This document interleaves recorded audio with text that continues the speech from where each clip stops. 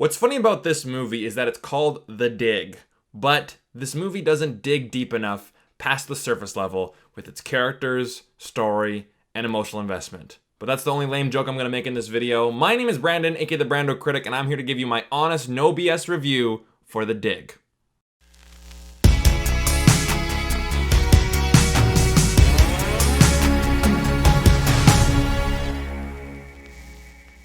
Hey friends, thank you so much for stopping by. I hope you all are having a fantastic day. Before this video gets started, if you guys want to see more videos just like this one, definitely hit like and subscribe. It's the best way to show your support for the channel. And while you're at it, go check out my partners at Movie Scene Canada. Their link is in the description.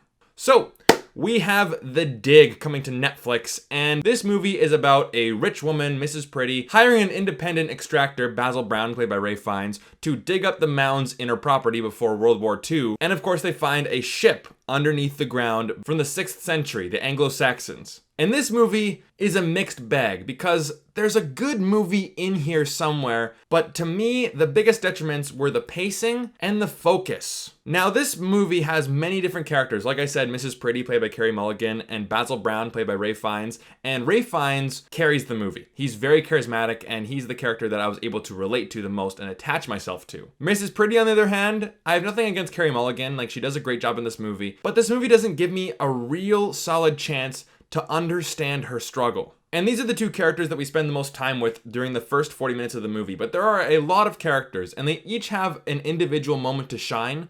But again, they don't dig deep enough, right? That's my terrible pun for the video. But they don't dig deep enough past the surface level for each character. And I'm like, okay, fine, I can watch a movie with these two characters. But then we get to the 40-minute mark, and I said out loud to myself, okay, yeah, I'm bored.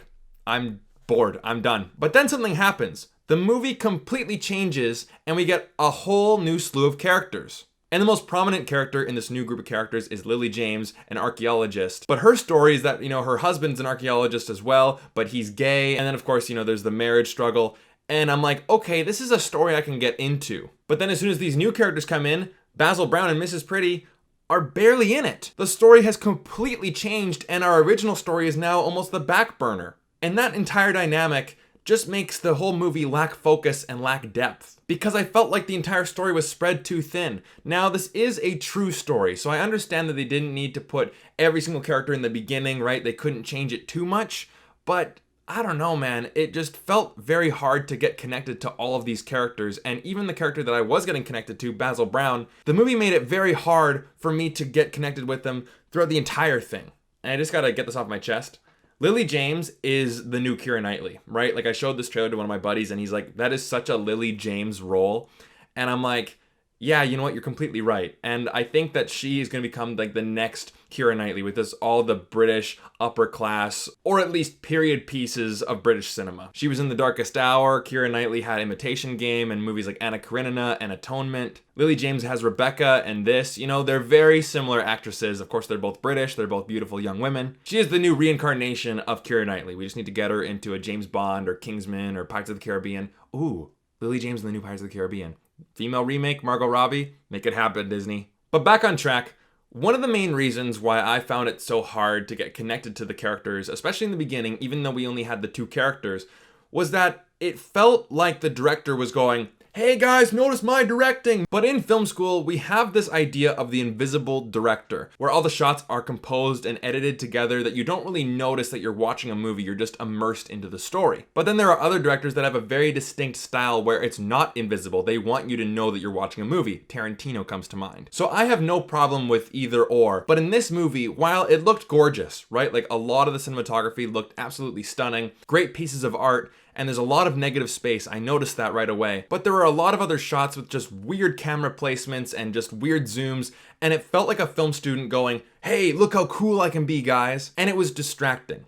While it looked nice, it distracted me from the story. I couldn't really get invested because I was just thinking like, oh yeah, I can tell that the cameraman's like, oh, we're gonna have the camera go like this, we're gonna go like this. While it looks nice, it is distracting. So that is an example of, yes, you can have too much of a good thing. And there were other scenes where there was character moments, but he would shoot moments of them not talking before the interaction and after the interaction, and that's what you see, but you hear the interaction. So you actually see the characters not moving their lips, but you hear them talking to each other. And it's very strange. And all those scenes are very quick cut, and you don't let the scenes breathe. So I don't know, guys. I'm probably in the minority on this one, but I found it very hard to get connected to the characters when I was constantly focusing on the obvious directing choices. And the overall meaning of the movie, I think, is about preserving the past and yet dreaming for the future, right? Like Mrs. Pretty has a kid who is a wonderful child actor and he's very cute. And I'm like, oh, what a cute kid, which I don't really do in movies.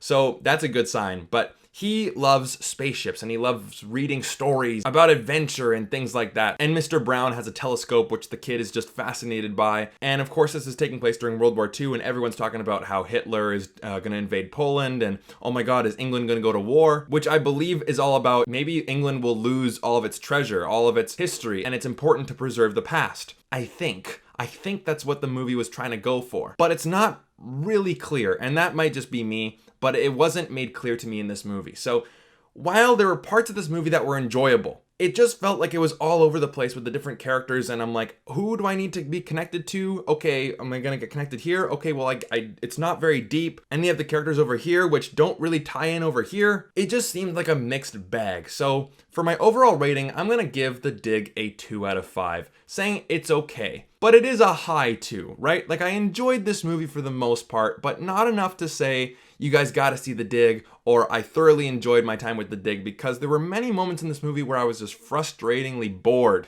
But there were other movies where I was completely engaged and I was enjoying what I was seeing on screen. But what about you guys? Are you guys excited for The Dig coming to Netflix? If you are, let me know down in the comment section down below. And if you've seen it, also let me know your thoughts. And again, if you want to see more videos just like this one, definitely hit like and subscribe. It's the best way to show your support for the channel. And I'll see you guys in the next video. Take care.